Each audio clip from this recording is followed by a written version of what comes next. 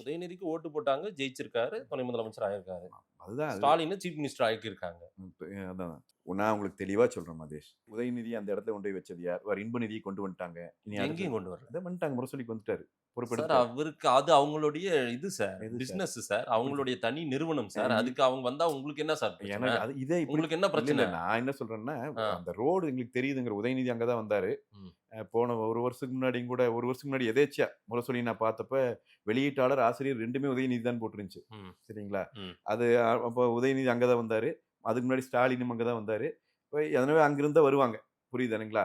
அவங்க கொண்டு வந்துட்டாங்க. அது எனக்கு ஒண்ணும் பிரச்சனை இல்ல. திமுக காரர்கள்ல சில பேர் வந்து அவருக்கும் போஸ்ட் ஒட்ட தயாராயிட்டாங்க, ஒட்டுவாங்க. அத அவங்க ஒட்டிட்டு திரியட்டும். நான் என்னை பொறுத்தவரைக்கும் இவர்கள் நடத்திக் கொண்டிருப்பது ஒரு மோசடி. ஒரு குடும்பத்தினுடைய அந்த தன்னுடைய சுயநல ஒரு நுகர்வு வெறிக்காக தமிழ்நாட்டை சுரண்டி கொள்ளுகிற இந்த குடும்பம் தமிழ்நாட்டின் அரசியலில் இருந்து அப்புறப்படுத்தப்பட வேண்டும். அண்ணா திராவிட முன்னேற்றக் கழகம் ஒரு நல்லாட்சி இந்த மண்ணிலே மீண்டும் கொடுக்க நான் எழுதி தருகிறேன். 2026 அது அண்ணா திராவிட முன்னேற்றக் கழகம் ஆட்சி அமைக்கிற ஆண்டு. கட்டாயம் ஆட்சி அமைப்போம். திமுகவின் இந்த குடும்பத்தை அரசியல் களத்திலிருந்தே அப்புறப்படுத்துவோம். நான் மீண்டும் மீண்டும் சொல்றேன். தோற்கடிப்போம்னு சொல்லல. அரசியல் களத்திலிருந்தே அப்புறப்படுத்துவோம். தமிழ்நாட்டு அரசியல் களத்தில் இவர்கள் இருக்க முடியாத நிலையை உருவாக்குவோம்.